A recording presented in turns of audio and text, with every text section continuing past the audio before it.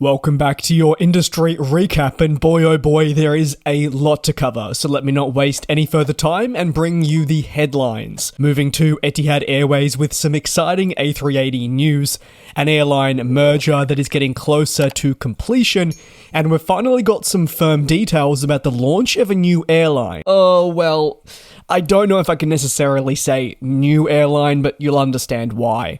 Let's begin with focus on the Airbus A380, with Etihad Airways continuously ramping up capacity towards the United States as it deploys the world's largest passenger plane to New York JFK from Abu Dhabi, in what the airline says is just in time for the summer.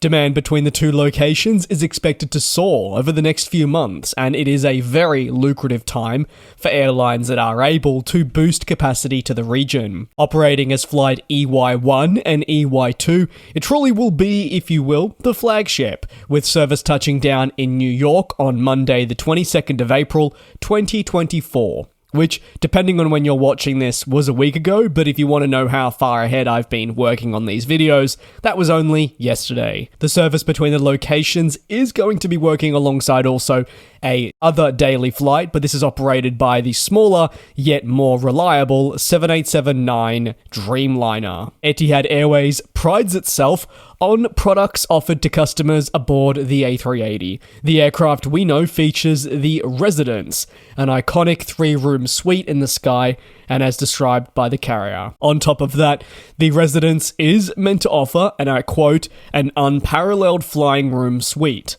Ultimately, the Residence does epitomize what the A380 can offer to airlines. It is a large canvas on which design teams can collaborate with their customers to create truly something special. The Airbus A380 heading to New York is much bigger than just an upgrade of an existing service. Such a moment showcases the major change from Etihad's stance that it had on the aircraft in the early 2020s.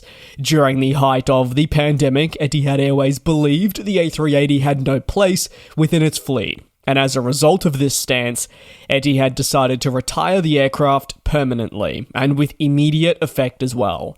However, as demand returned, amid difficulties acquiring your next-generation aircraft on time because of supply chain issues, Etihad Airways was, you could say, left to ponder.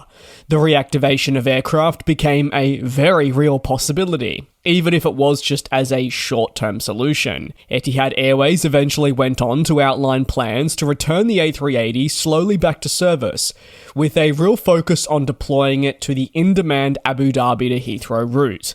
But now, with the aircraft being deployed to New York, it showcases the need still for a plane of this scale within the company.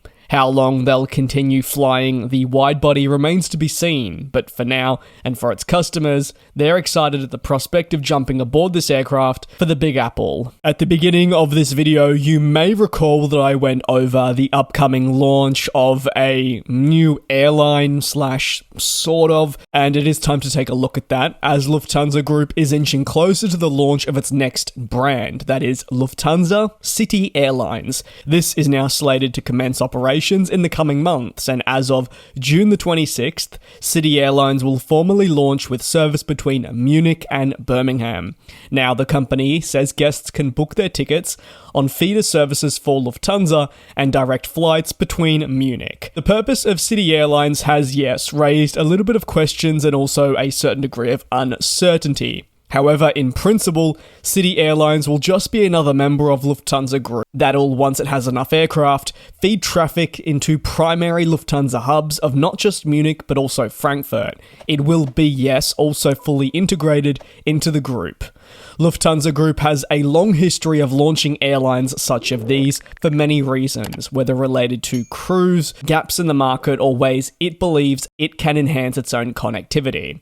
Initially commencing services from Munich, the scope of Lufthansa City Airlines operation will grow with the arrival of more aircraft, but the carrier will broadly focus on European and domestic locations to feed traffic back into the hubs. This, again to reiterate, is the core focus of the business. Locations such as Birmingham, Hanover, and Dusseldorf have all been listed as locations to be served by the new company. To begin with, Lufthansa City will focus on utilizing aircraft within the A320 family. However, with time, the fleet makeup will change. In the future, the feeder airline will take delivery of 40 Airbus A380-300s, with purchase options for a further 20 units. Lufthansa City believes these are fuel-efficient aircraft that will be hugely effective across the long-term network once delivered. And obviously, with each Airbus A220 that is delivered, the airline will add more routes. Lufthansa Group on a whole says that they believe the purchase should instill a lot of confidence to the public about just what the intent is for this airline, and how Lufthansa Group are taking it very seriously. Once the carrier has commenced operations, it'll use the two-letter code VL, but really for the moment, think of it as just replacing Lufthansa services before it will eventually forge its own pathway. And I forgive you if you're a little bit confused. On to the next story, and well, the final story of today's aviation news recap. I want to stay in the realm of airline changes and more focus on an upcoming merger. Air India's planned tie-up with Vistara as part of consolidation from Tata Group across the country is ramping up, with an expected close date being unveiled. The Hindu Business Online reports that the tie-up could be completed as part of ongoing consolidation efforts as soon as October of this year. The pair is targeting this timeframe to make the tie-up official. However, they will still face some roadblocks. Notably, one area of focus is the clarification of training requirements for airline pilots and crew.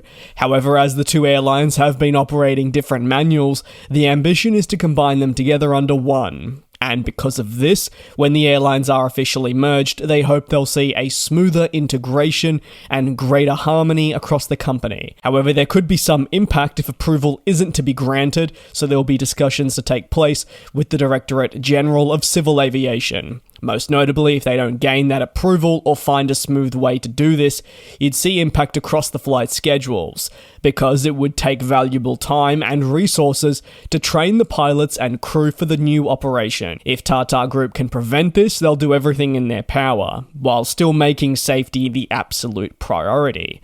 There will be other factors to consider moving away from this as the companies look to join forces. Notably, even just looking at the cabin configuration and creating greater harmony about the product that is created.